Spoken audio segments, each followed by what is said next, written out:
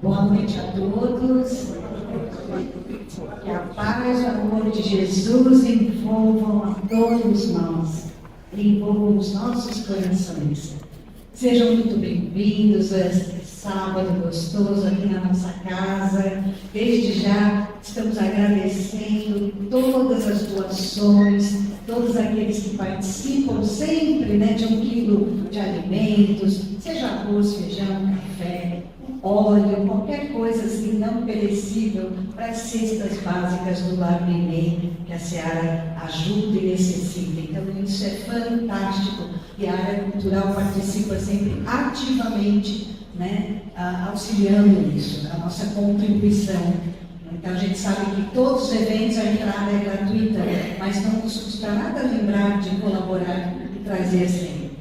Bem, essa noite nós vamos ter o prazer aqui de receber este querido palestrante que sai pelo Brasil afora, tantas atividades. Depois ele vai contar um pouquinho mais, Álvaro, das atividades, tantas palestras que ele participa aqui no país, fora do país, e hoje ele vai trazer esse tema para nós, essa coisa maravilhosa para a nossa instrução, para que a gente sempre aprenda mais um pouco, E a gente acaba compreendendo, tirando dúvidas, e ele vai trazer reflexões maravilhosas a respeito da mediunidade no Evangelho, de como a gente vai aplicar em nossas vidas essa mediunidade. Isso sempre é a chave para que a gente atue com uma mediunidade mais segura para nós. Essa ferramenta que é concedida a cada um de nós,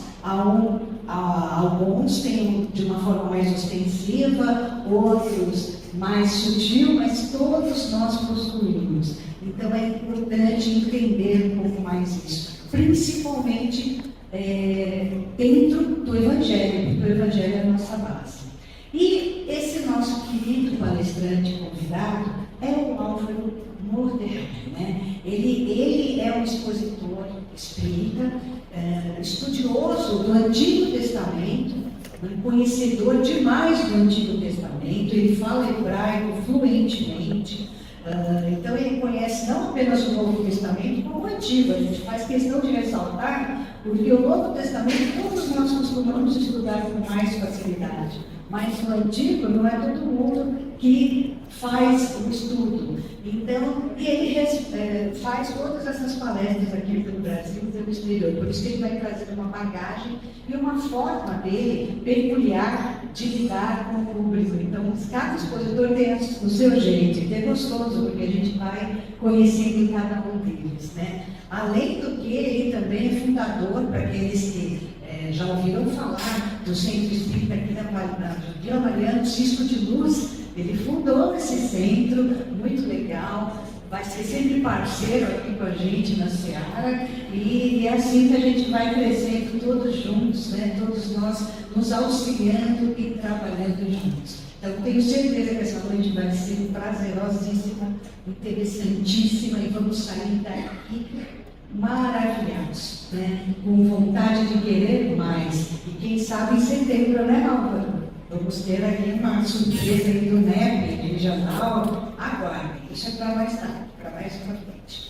Olha, para falar da agenda do mês seguinte aqui, de março, nós teremos dia, deixa eu só confirmar, para a cabecinha, 15/3, aqui neste salão, uma palestra, 19h30, também um sábado, com Luiz Hu. Luiz Hu Rivas, também um palestrante que estará na nossa casa pela primeira vez. Então, vai trazer conhecimentos incríveis, uma pessoa bem dinâmica, bem legal. O título da palestra a gente ainda não recebeu, mas guardem a data, 15 de março, ok? O cinema vai ser posteriormente. Ainda o Tony está entre 2 filmes, com 2 expositores nossos da casa, então vai ser surpresa também, A gente ainda não fechou totalmente.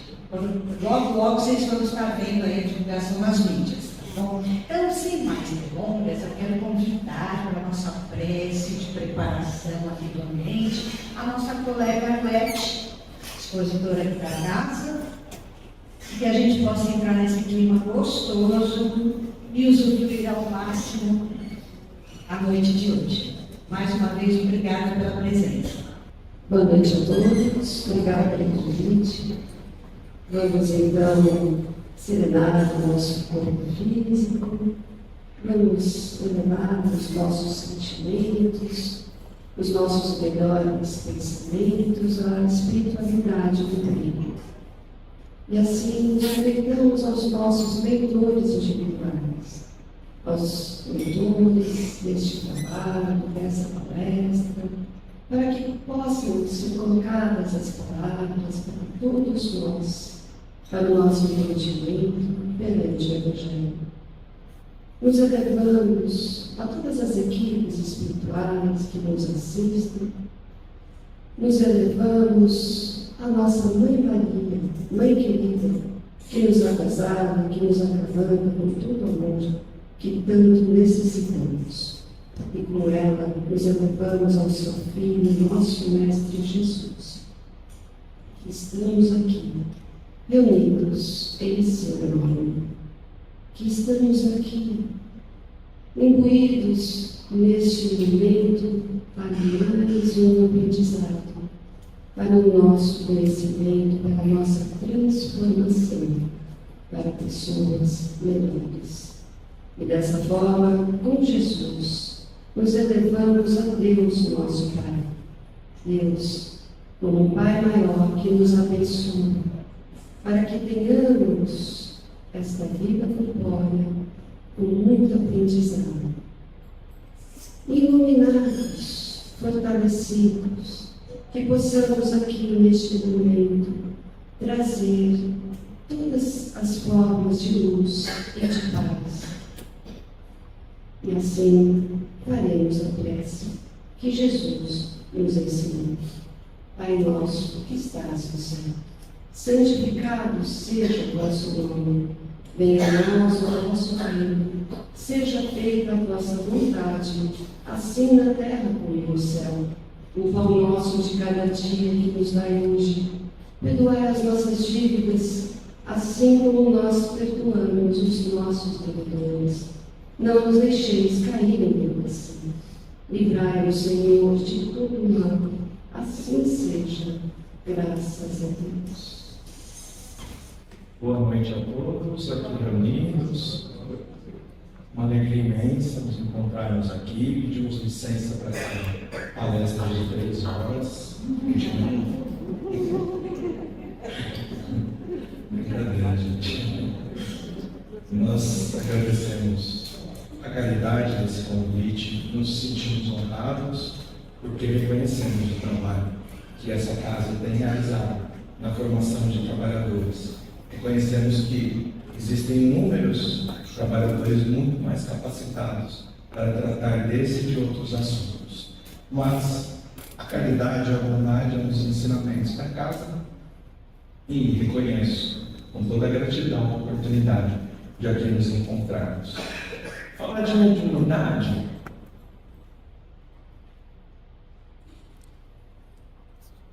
me emociona desde a primeira palavra, porque é o que tem me trazido a maior de todas as felicidades na vida. Talvez nem sempre tenha sido assim, porque a gente reconhece que existem 2 formas ou 2 categorias de médiuns. São os médiuns missionários, aqueles como Chico Xavier, Eurípides Barçanufo, médiuns antes do espiritismo, como Francisco de Assis, médiuns que possuem uma capacidade moral tão bem constituída, que apesar de serem falíveis, apesar de estarem no trabalho, sob a necessidade da vigilância, da oração, esses médiuns se colocam de forma muito mais blindada do que a segunda e a maior categoria de médiuns que nós encontramos, que são os médiuns de prova. São espíritos altamente necessitados, como a maior parte do nosso planeta. Nós temos, quem sabe, 80% do nosso planeta inconsciente ainda. Então, quando a gente fala de mediunidade orgânica, nós estamos, sem sombra de dúvidas, falando majoritariamente para médiuns como eu, médiuns de prova, que recebem da misericórdia divina a oportunidade de trabalhar com essa ferramenta que pode se tornar uma alavanca de grande propulsão na elevação espiritual. Só que esses médiuns de prova necessitam de muito mais vigilância, oração, instrução e amor. Porque nós somos muito mais falíveis, segundo a quantidade de imperfeições que ainda habitam em nosso espírito. E nem sempre nós nascemos com essa instrução da mediunidade desde o princípio da vida, que é o meu caso, eu nasci dentro de uma família de judeus.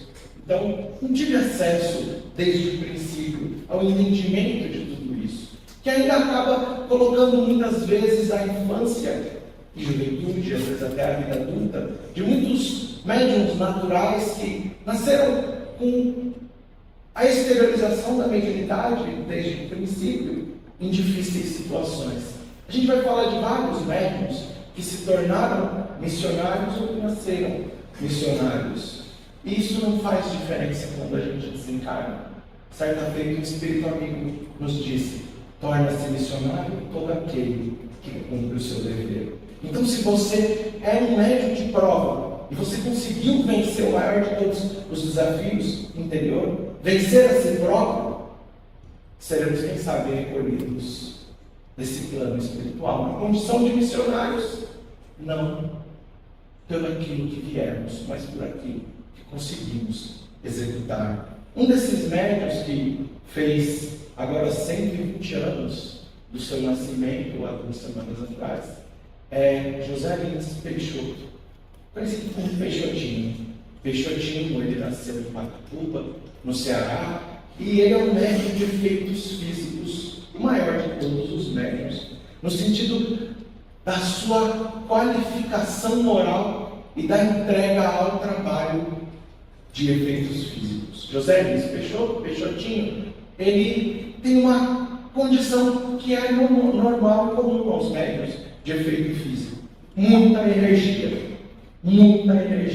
Médiuns de efeito físico têm alta produção de fluido vital. E essa vitalidade, quando não exteriorizada pelo trabalho mediúnico, ela acaba se exteriorizando em hiperatividade, em criança extremamente traquina, que costuma ter uma série de inflamações. Hoje a gente vai encontrar as pesquisas sendo trazidas, principalmente em aparelho respiratório, dores de cabeça, perna e estômago. Peixotinho, ele era muito traquina.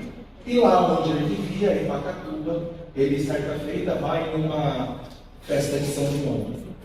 E um valentão ali da cidade pede para ele entregar um bilhetinho para sua amante.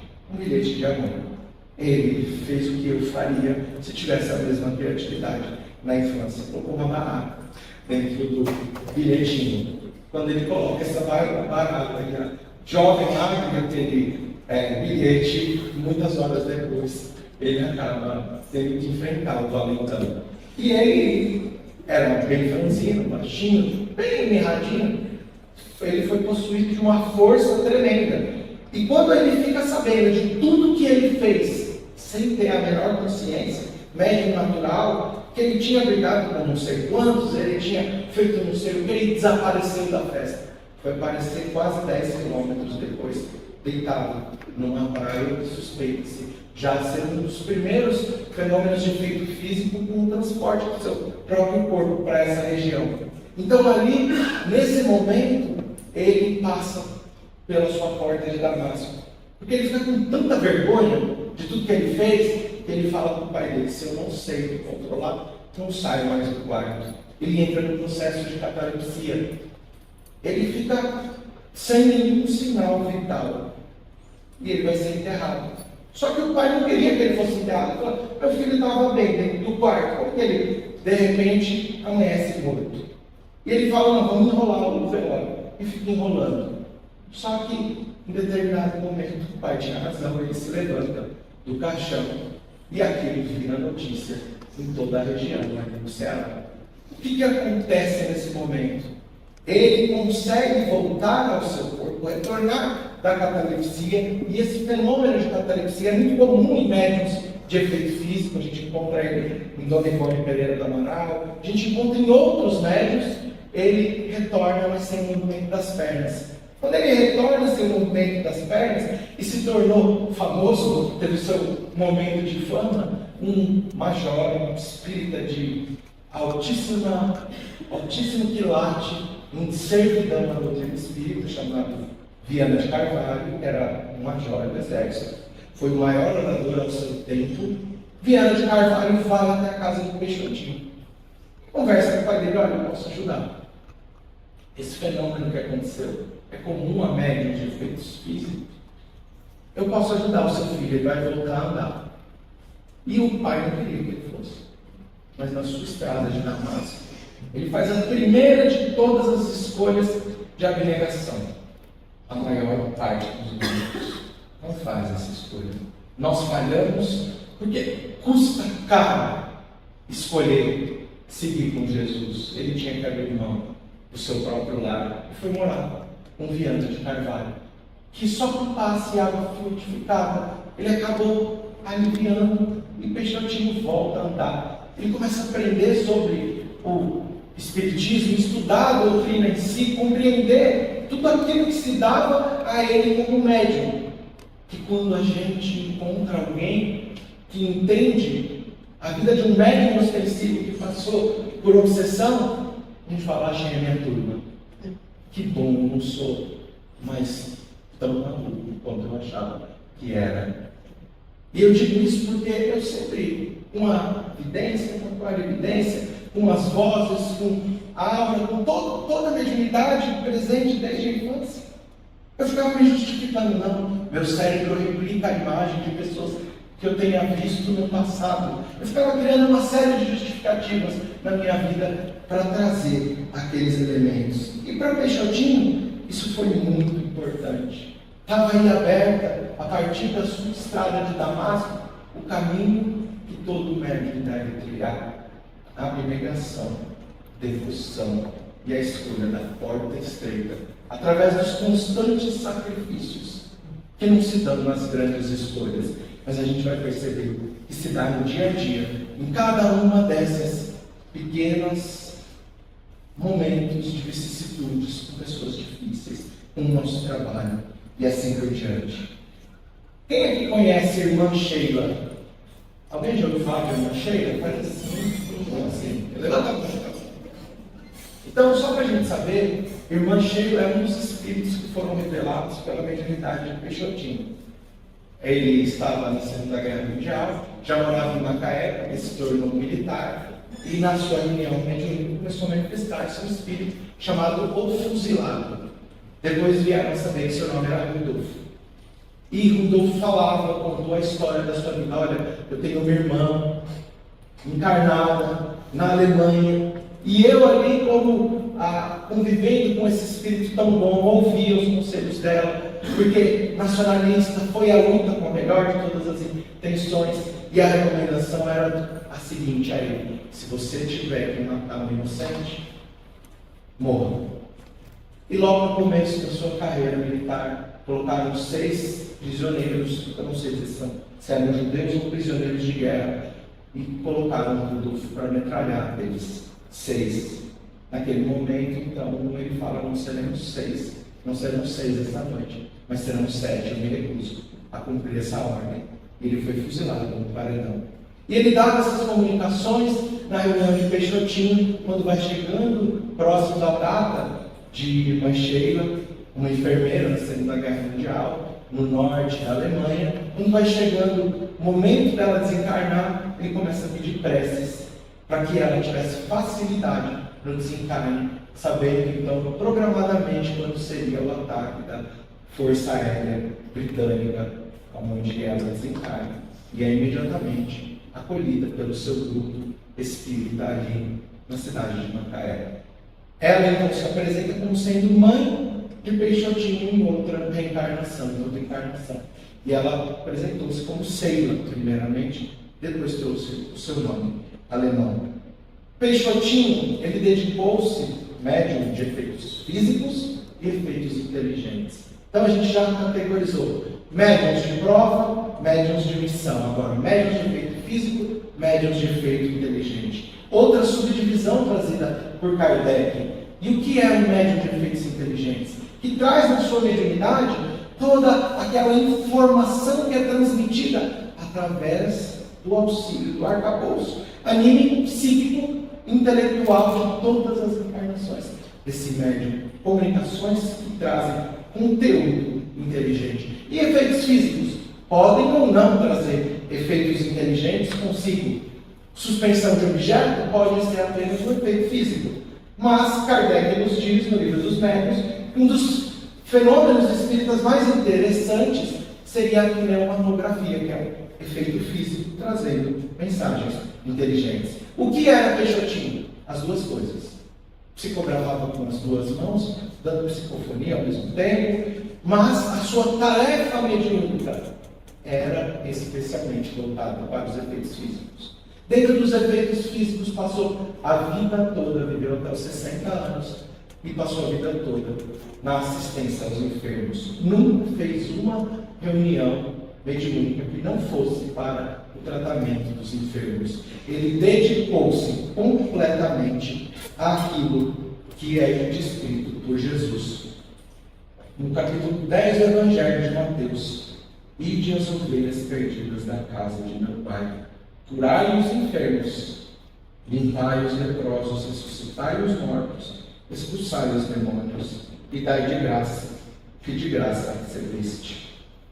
Peixotinho passa toda a sua vida dedicada à cura dos enfermos. Recebia receituário, fazia as reuniões 2 vezes por semana, e ali ocorreram verdadeiras materializações.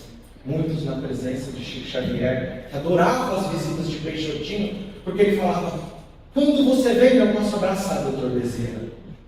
Eu posso ver com todo mundo Emmanuel ali materializado. Quando eu estou sozinho, não tem graça, eu vejo sozinho, eu sinto sozinho. E ele queria dividir isso com todas as pessoas.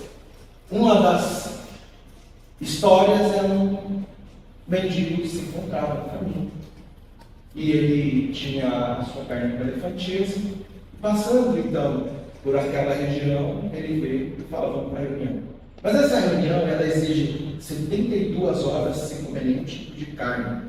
Ela exige a abstenção de álcool, de tabagismo, exige um jejum mental principalmente. Quando ele chega com um mendigo, o pessoal fala: não dá para colocar ele. Se ele não entrar, eu também não faço a reunião. E aí o pessoal: se o médium não tem reunião, deixa ele entrar. E ele entra com elefantias e sai totalmente curado. São inúmeros casos. Mas o que mais impressionou Peixotinho, segundo ele, foi uma mulher leprosa que passou pela reunião. Ela tinha hanseníase e não foi curada. Mas ela se conscientizou sobre a necessidade de prosseguir até o fim da sua vida com a hanseníase. Então essa mulher, foi dito a Peixotinho que ela teria já se suicidado por 3 vezes na prova da lepra. E ela conseguiu seguir até o último momento. Ele ligava uma vez por mês para ela, e quando ela conta: Peixotinho, agora eu já não enxergo mais, não vejo a doença degenerando no meu corpo. Ele sentiu que ela poderia vencer a prova finalmente. Ele considerava essa a maior de todas as provas. Mas eu sei que talvez não tenhamos muitos médiuns de efeito físico, de materialização, de espíritos aqui entre nós. Mas nem tudo é mediunidade no sentido lato sensu, no sentido de mediunidade ostensiva. Nós temos mediunidades menos ostensivas. E aqui a gente vai trazer a história de outro amigo espiritual, que a gente adora falar, e até pediram para eu falar sobre ele, Jerônimo Mendonça. Quem já ouviu falar dele? Foi se encontrar aqui no salão, desde o começo. A senhora conheceu ele? Alguém conheceu ele pessoalmente? Não? Então, Jerônimo Mendonça desencarnou em 1989. E Jerônimo Mendonça, 35 anos, no ano passado. Ele era um jovem, atlético, sonhador. Ele foi um médium no sentido menor, um médium menos ostensivo. Ele nasceu numa cidade muito pobre, em Ituiutaba, e ali em Ituiutaba ele foi conhecer o Espiritismo. Ele acordava de manhã, batia no peito e falava: eu sou o Tarzan, rei das selvas. Não contava isso para ninguém, tá? Ele deve estar chateado com todo mundo. Mas é uma história já conhecida dele. E ele ali, então, naquele dia, ele, conhecendo já o Espiritismo, tinha um vizinho que era espírita e protestante, aprendeu o respeito, a devoção. Os protestantes têm uma devoção muito grande à religiosidade, mas as perguntas não fechavam na sua mente. O seu vizinho esclareceu, ele passou a frequentar o Espiritismo. Um dia chega um palestrante de fora, o palestrante começa a se emocionar, transfigura o rosto e dá uma mensagem mediúnica. E fala assim: Tarzan, segura no cipó da fé, que a floresta da dor vai começar. Nunca mais foi convidado, tá, gente? Mas ele entendeu que era para ele a mensagem. Ele entendeu que era para ele aquela mensagem mediúnica. Ele iria então desenvolver a artrite reumatoide. E com a artrite reumatoide, ele ia ficar tetraplégico, certo, dos dois olhos. Tinha que usar 20 quilos de areia para poder respirar. Ele tinha a sensação de que o seu rosto pegava fogo e ele ficava numa cama ortopédica. Ele passou longos anos numa cama ortopédica. Mas isso não impediu que ele viesse fazer palestras, inclusive muitas em São Paulo, no Paraná, no Rio de Janeiro, em Minas Gerais. Ele falou em 5 estados, fez centenas e centenas de palestras, editou 6 livros, gravou 2 RPs, fundou 2 centros espíritas e uma creche, e uma cama ortopédica séria. Ele andava numa cama escrito: fora caridade, não há salvação. E se tem bicorporeidade para nós encarnados, deve ter para a Kombi dele também, porque era visto em todos os lugares ao mesmo tempo. O povo costumava dizer: tem uma jovem que certa feita, ela no cinema viu chegando quem? Jerônimo Mendonça. Foi em outro local da cidade, que estava, quem estava lá? Jerônimo Mendonça. E ela disse para ele: eu não entendo aonde eu vou, eu encontro esse paralítico. E ele responde para ela: mas também você não vai em casa? Uma das suas características é o bom humor. Que quando viajando nessa Kombi, ele ia a cada 15 dias visitar Chico Xavier. E quando ele visitava o Chico, o seu irmão ia dirigindo a Kombi, Pico, o nome do seu irmão, o apelido dele, e ele corria muito. De vez em quando eles eram parados pela polícia, e certa feita o irmão em alta velocidade, ele diz assim: o irmão: Pico, a gente está indo para Uberaba, mas eu quero encontrar o Chico, não Emmanuel.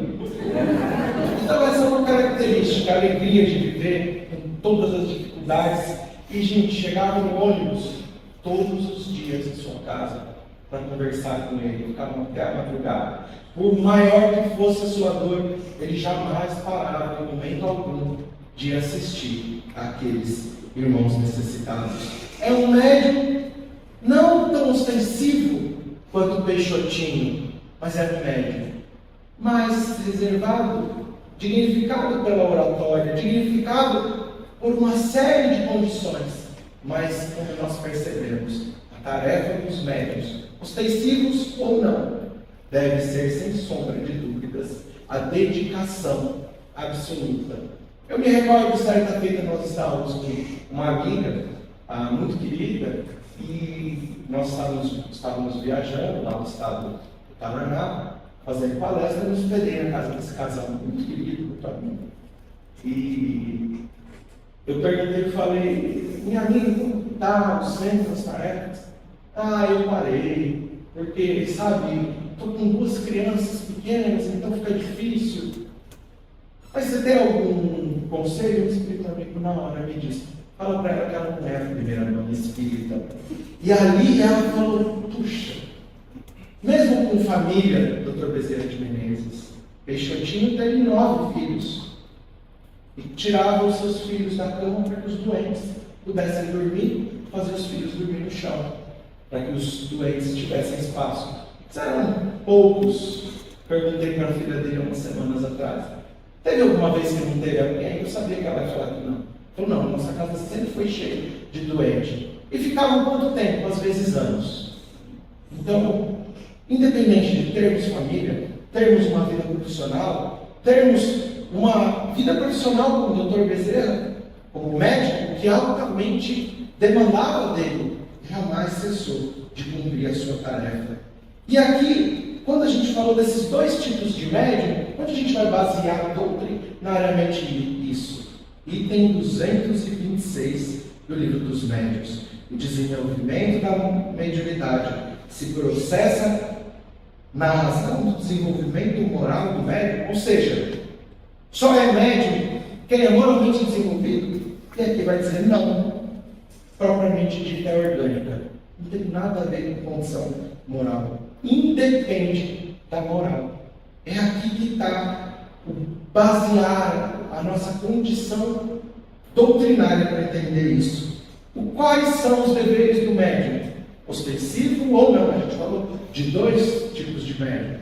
São 2 condições. Quais são? Trazido pelo Espírito Verdade, ele vai nos dizer: espíritas, amai-vos e instruí-vos. Então, o amor, porque sem o trabalho de caridade, sem a condição de nós estarmos efetivamente integrados numa tarefa, porque nós amamos aqueles que caminham conosco, nós estamos talvez exercitando personalismo.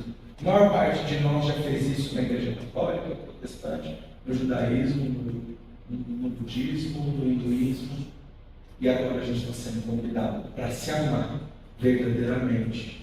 E é por isso que eu digo, o médium tem que ser o primeiro a estar envolvido em todas as tarefas, não só nas tarefas que dão destaque, mas quando precisar de cortar a cebolinha lá no trabalho, no lar meio, precisa de estar envolvido o médium, porque a gente só aprende a amar lidando com as dores alheias.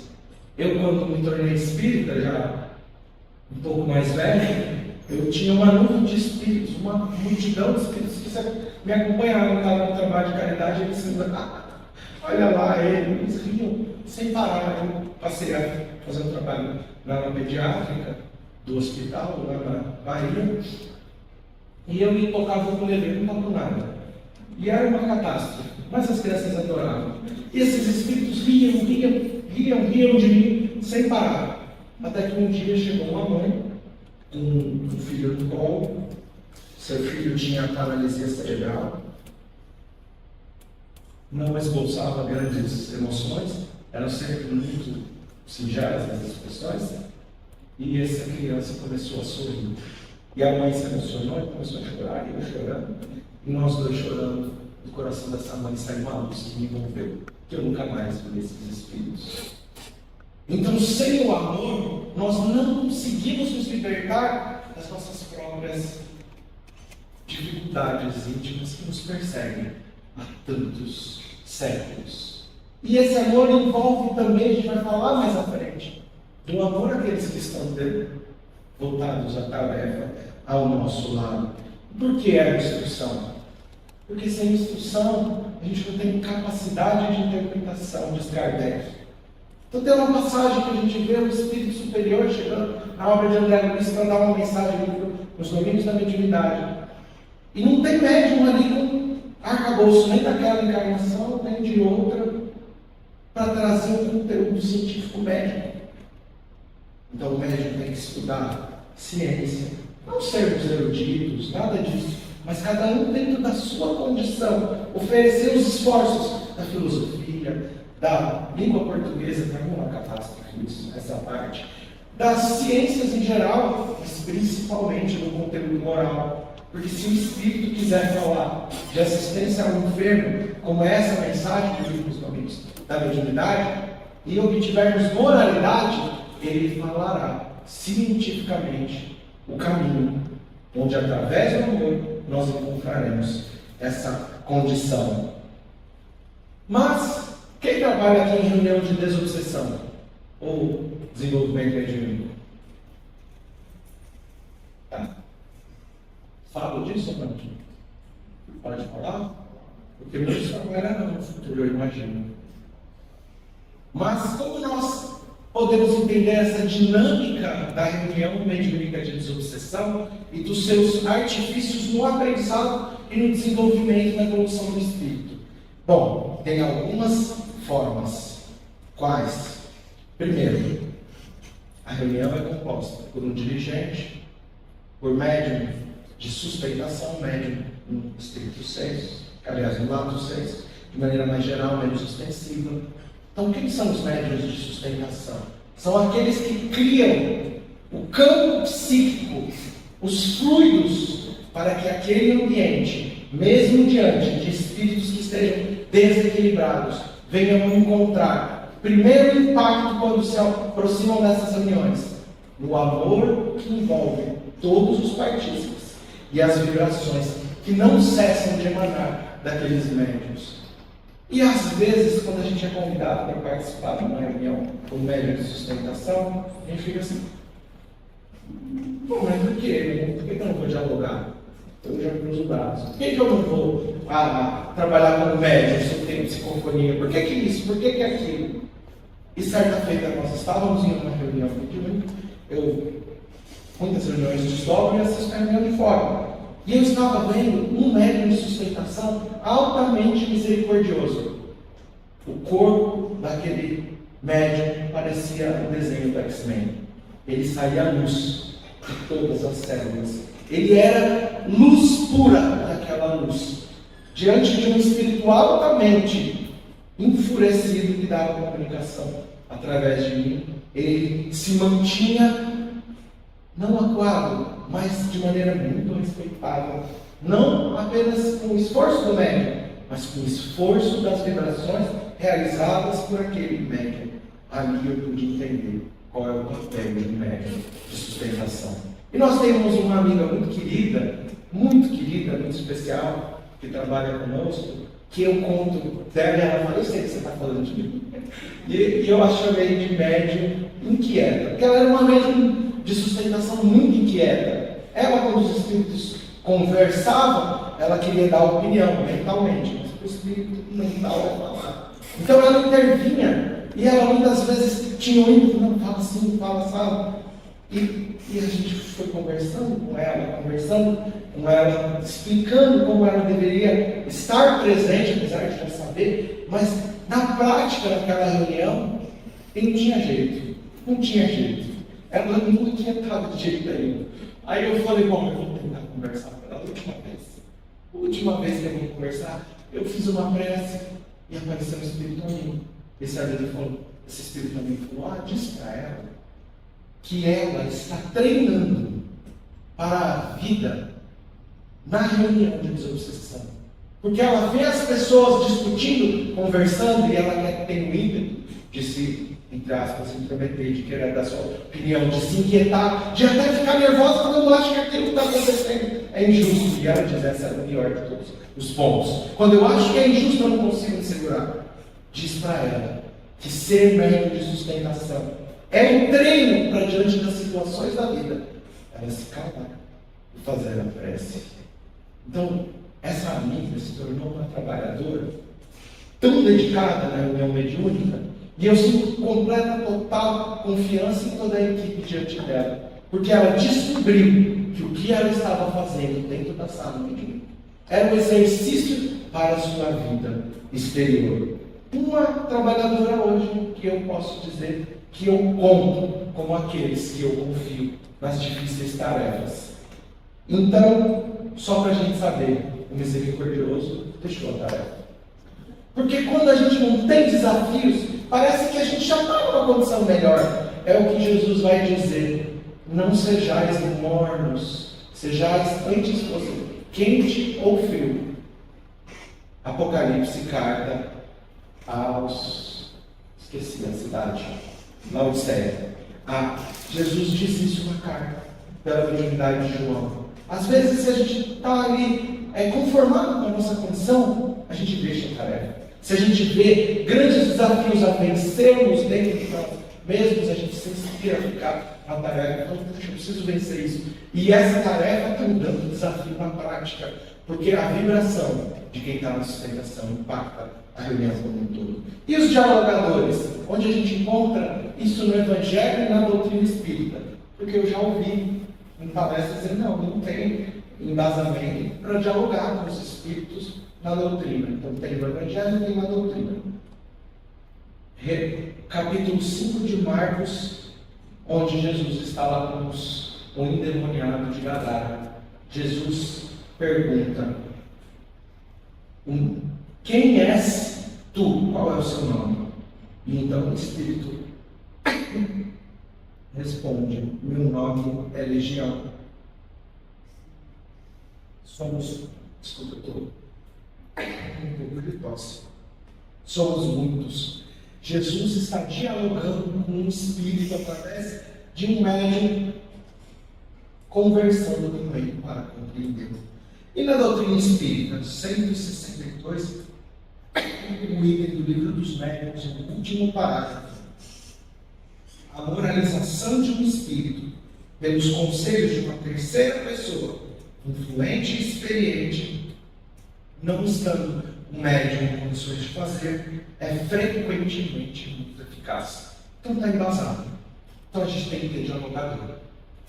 Mas qual é a função do dialogador? 1. Percepção misericordiosa da dor alheia.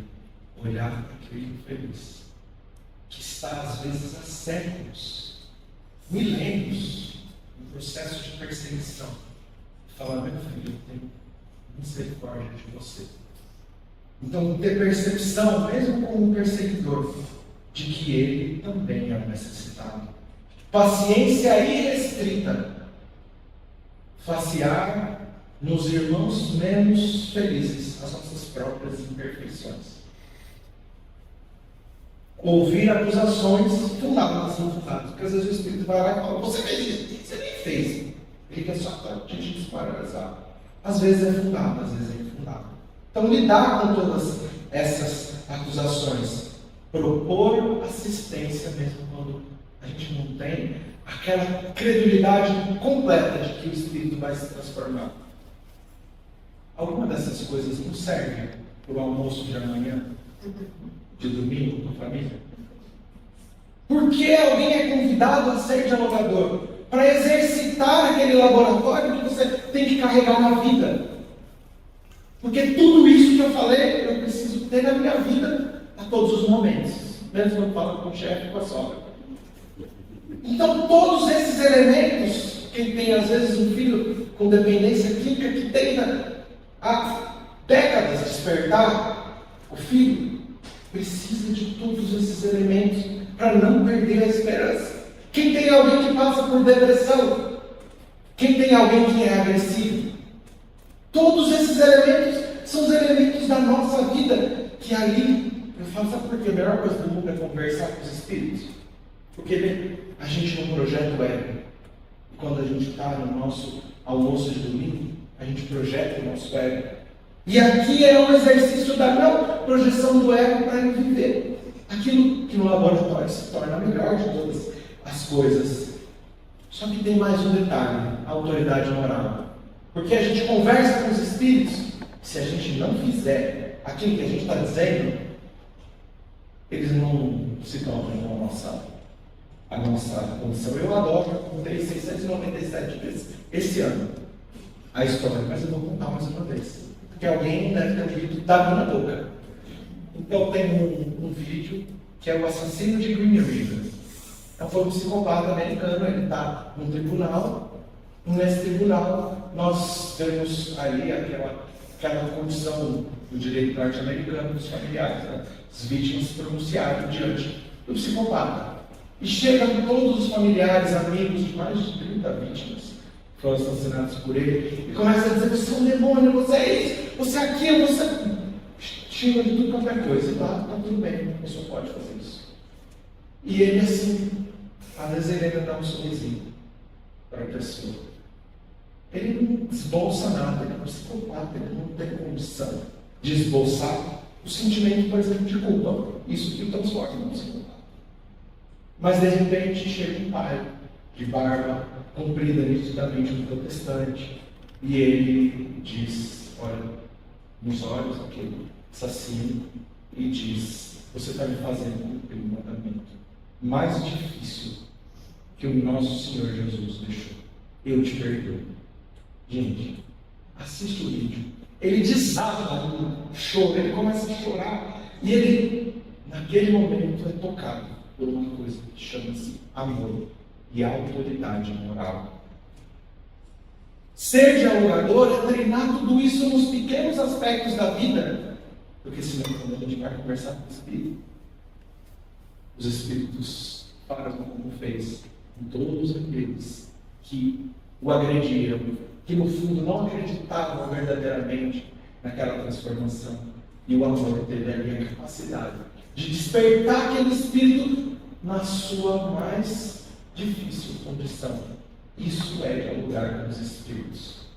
Já pensou ter um senhorzinho desse numa reunião mediúnica? Gente do céu. Mas tem mais outro integrante. Qual é? O médium expressivo, o que está dando as comunicações.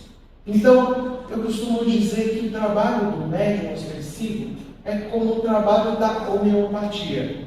Homeo mesmo, patos.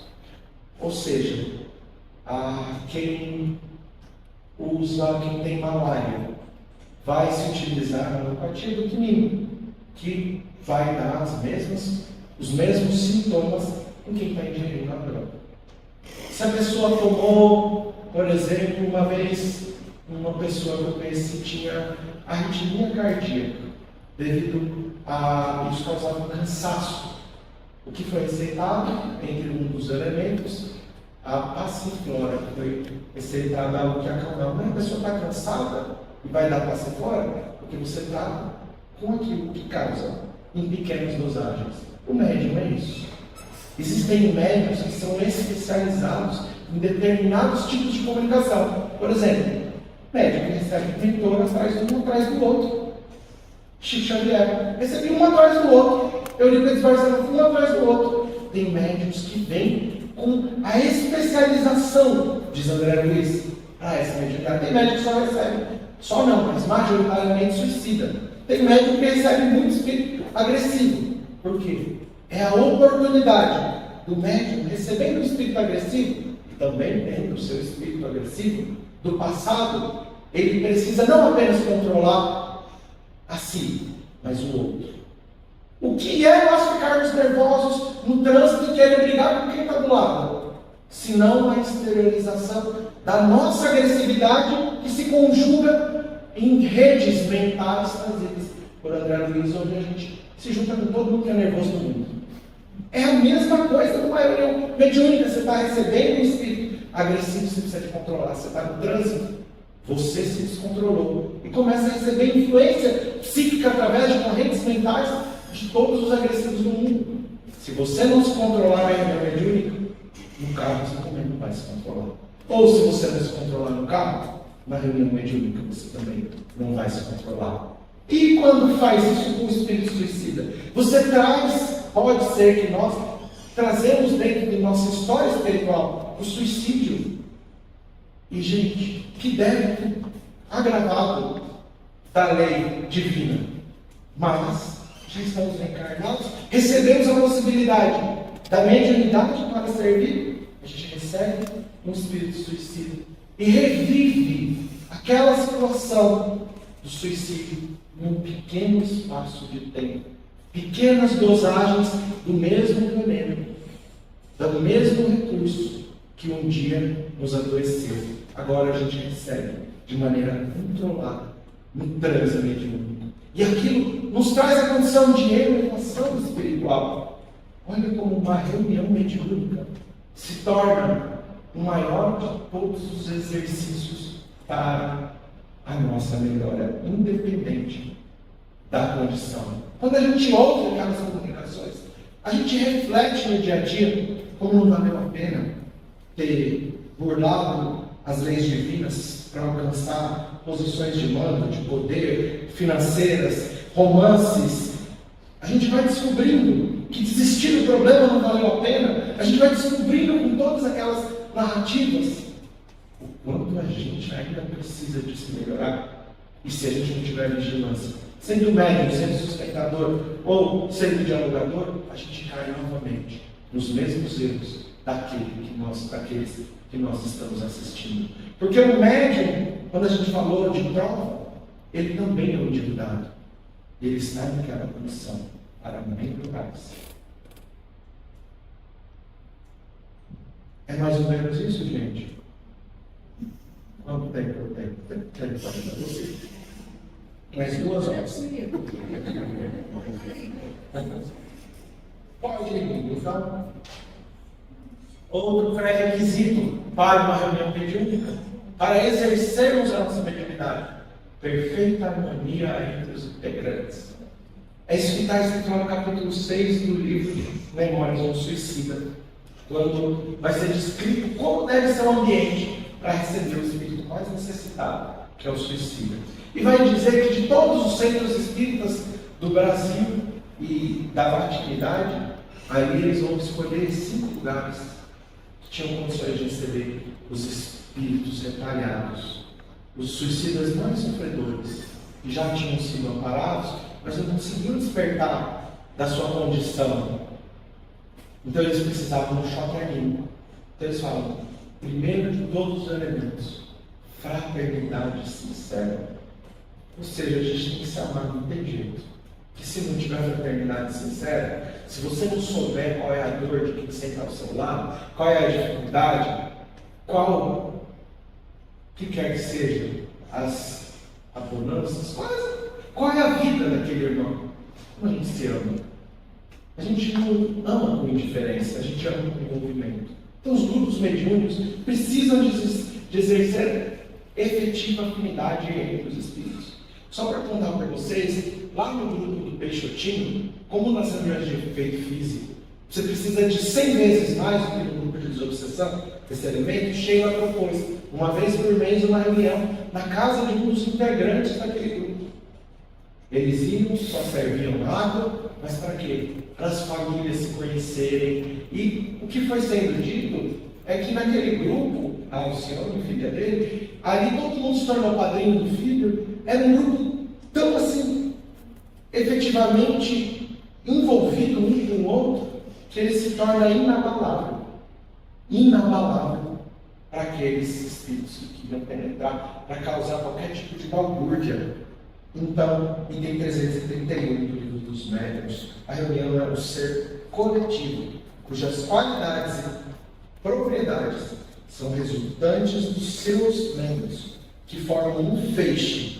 Quanto mais força terá o feixe, quanto mais homogêneo for o sentimento. Ou seja, não dá para sentar na reunião mediúnica com dificuldade com um amigo. Às vezes você se cala por 1, 2, 3 semanas, mas a gente precisa de resolver esse propósito. Porque senão, a nossa animosidade, mesmo que silenciosa com o outro, vai fazer com que um espírito necessitado não possa se aproximar. Que é tarefa maior do que amar aqueles que a gente convive e que enxerga os defeitos, e aqui a gente está falando de todos os defeitos que nós também temos, e é por isso que incomoda no outro. Então, mais um dos elementos, afastar totalmente o personalismo, se colocar na condição de servidor dentro daquele corpo, para que a gente esteja mais afinado. Todo mundo conhece a história de Chico Xavier, mas eu vou trazer aqui 1 ou 2 pedacinhos que vai fazer entender como Chico Xavier foi preparado para se tornar um médium pelo seu primeiro mentor, que foi a sua mãe desencarnada, Dona Cidália. Maria de São João de Deus. O Chico ficou órfão, seu pai não tinha condição de criar as crianças, deu cada filho para uma pessoa diferente, e ele foi para a casa da madrinha. Só que na casa da madrinha tinha um priminho lá, um sobrinho dela de 11 anos. Esse sobrinho, ele machuca o seu joelho e aquela ferida não fecha por nada. Foi uma benzedeira. a benzedeira diz à madrinha de Chico: uma criança precisa de lamber a ferida por 3 sextas-feiras. Quando ela chegou falando isso, o Chico já correu para o quintal, onde ele chorava e fazia suas preces, e a sua mãe apareceu. E quando a sua mãe apareceu, ele falou: Chico, vai lá, lambe a ferida dele. Pelo menos nesses dias ela vai parar de te bater, e quem sabe ela fique feliz. Eu vou fazer tudo que eu puder para aquela ferida se cicatrizar o mais rápido possível. O que o Chico está aprendendo na sua primeira aventura? Silenciar diante da agressão, porque o Chico foi extremamente atacado, principalmente por aqueles que estavam ao seu lado. Muitos que estavam ao seu lado. E todas as vezes que ele era atacado, eu acho que ele se lembrava da mãe dele, falando para ele lamber aquela ferida do priminho, sobrinho da madrinha dela. E aí então aquela ferida foi se melhorando. E isso vai sendo uma constante na vida do Chico, que mostra que no trabalho da mediunidade ele passou a ter tolerância, amorosidade. Uma das histórias interessantes, eu não faria isso em qualquer condições, é que as reuniões mediúnicas eram abertas. Entra um fumante, senta na cadeira, acende um cigarro, e enquanto davam comunicações dos médiuns, todo mundo começa a olhar, muito feio, eles sentam ao lado do Chico, todo mundo começa a olhar muito feio para aquele homem, e o Chico olha para aquele homem e diz: você pode soltar a fumaça, tudo bem? Rosto, por favor. Mais uma vez ele estava lambendo a ferida daquele que estava na reunião para perturbar o ambiente. Mas ele entrega essa amorosidade e esse sacrifício pelo próximo, porque ele procurou viver na vida dele. Se não fosse assim, o homem teria, quem sabe, destoado toda a reunião. E aqui é a explicação, então, de mais um versículo, trazido por Paulo na primeira carta aos Coríntios, capítulo 13, versículo 1. Todo mundo conhece. Ainda que eu fale a língua dos homens e dos anjos, se eu não tiver amor, serei como bronze que soa e como símbolo que retine. Se eu não tiver amor, não adianta eu estar na minha mediúnica. Seja como sustentação, seja como dialogador, seja como médium. O símbolo é o sino. Em Corinto ele era tocado para chamar as pessoas para os jogos de esporte que eram adoração aos deuses com D minúsculo. O que se tornou os sinos das igrejas, o que chama para rezar. Ou seja, transformar tudo aquilo que não é elevado em algo que esteja nas nossas vidas, na condição e na posição de servir ao próximo, de servir a todos. Agora, só para a gente então fechar isso, e tem um pouquinho mais de mediunidade, né? Para os últimos 1h40 da palestra, brincadeira, eu vou contar só 2 historinhas e a gente vai encerrar. 2 histórias trazidas por André Luiz, no capítulo 15 do livro Os Domínios da Mediunidade. E diz que algo está passando com o André Luiz, e toda a oportunidade de servir é grandiosa aos nobres espíritos. Eles estão passando na frente de um bar. Se nós tivéssemos saído lá do Cisco, aqui da Seara, de qualquer casa espírita, e a gente passasse na frente do bar, iríamos olhar com julgamento, eu digo por mim sim. Vocês eu não sei, mas eu iria falar: isso não é por isso que o mundo está assim. Provas expiações vai ser tudo exilado, viu? Você vai metade, quem está falando assim, mentira ou verdade? Pelo amor de mim. Então, quando passa Almos e André Luiz, e que Almos é um espírito de nobre envergadura, nobríssima envergadura. Vamos então. Aqui a gente tem preciosas condições de aprender sobre a mediunidade. E o que chamou a atenção do bar, logo no começo, era um cavalheiro, um senhor que era tirado gritando por 2 seguranças. E o que chamou a atenção de André Luiz foi o envolvimento daquele homem com os obsessores. E isso foi um convite para que eles pudessem entrar. Quando eles entram dentro daquele bar, o que eles vão encontrar? Lá dentro, já no fundo, depois de descrever todos os processos de vampirização, com álcool, com fumo, vão encontrar um homem sentado tomando fino conhaque e fumando charutos novos. Esse homem escrevia incessantemente. Ele era um repórter, um jornalista. E esse repórter, ele escrevia sem parar. Quando André Luiz olha, vê uma massa sem luz, envolvendo o cérebro e escorrendo pelo seu braço, envolvendo todo o seu braço. Era um espírito que estava psicografando. Qual é a primeira pergunta que eu faria e que André Luiz, a primeira seria, porque a gente está entrando aqui, mas a segunda que eu faria, depois que me respondesse, que André Luiz fez? Ele é espírito. Porque está psicografando com tanta preciosidade, uma psicografia assim tão precisa, que a gente fala assim, nossa, é difícil achar um médico, psicógrafo, psicofônico, qualquer médico, que traga tanta naturalidade. Ele não precisou de desenvolvimento mediúnico, de educação, de nada, estava lá psicografando.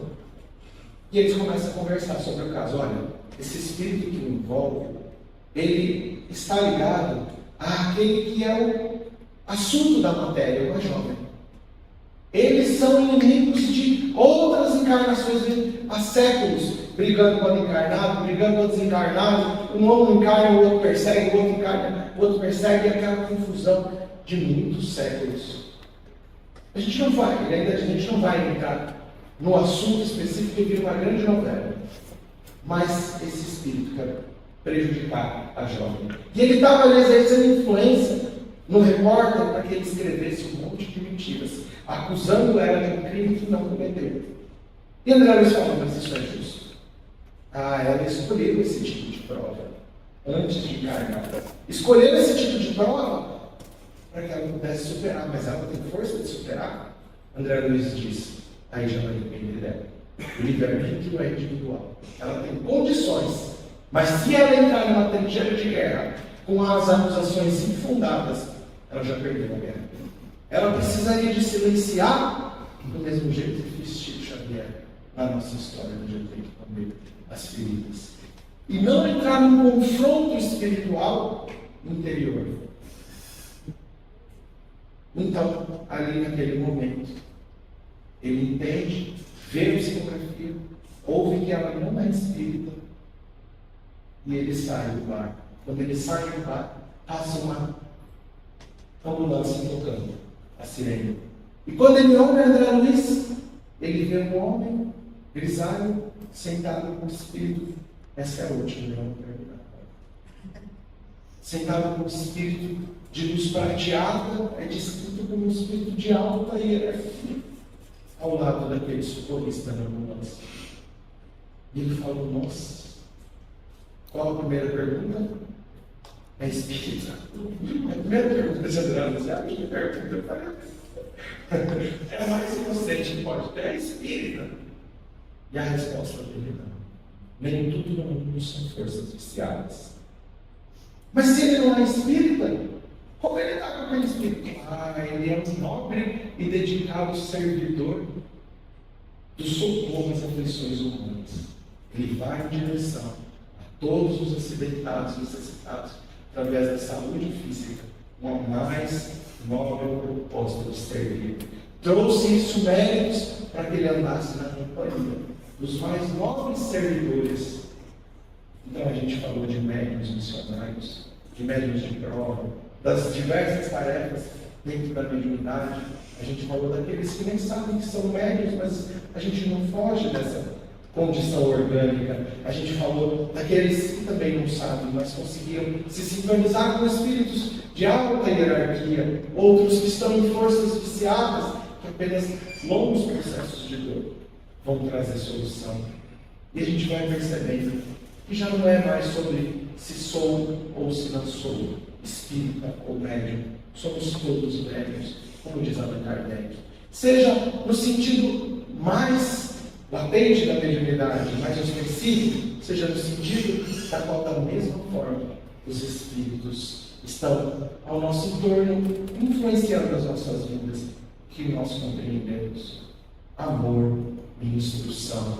O Espírito amigo me disse que quando o mundo estiver mais adiantado, a mediunidade vai ser ensinada nas escolas, porque a gente não consegue fugir dessa faculdade humana. Então, a nossa nobre dedicação a esses espíritos. Jerônimo Mendonça, Peixotinho, Chico Xavier, Bezerra de Menezes, o terei exemplificado os caminhos dos médiuns esquecidos, dos médiuns oradores, dos trabalhadores da doutrina espírita.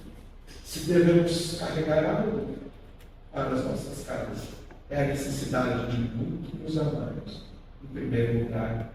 Em segundo, a instrução. A partir disso, a vontade de superação de todas essas pequenas dificuldades que nos tornarão não grandiosos médiuns, mas grandiosos vitoriosos em batalhas que o mundo não enxerga, porque elas ocorrem aqui dentro do nosso espírito, do nosso coração. E a cada uma dessas batalhas, um pouco mais de autoridade moral, para não apenas passar por essa encarnação, obtendo a certeza de que somos imortais, mas de que não desperdiçamos o tempo, e de que nós empenhamos todos os nossos esforços para conseguir evoluir junto dessa ferramenta maravilhosa que hoje temos à luz do doutrina espírita, para nos esclarecer. Então, eu finalizo a nossa fala, um pouco menos do tempo que eu disse, mas eu acho que apenas diante dos exemplos desses médicos, ou de um dos versículos do Evangelho, já seria suficiente a informação para transformarmos as nossas vidas. Obrigado.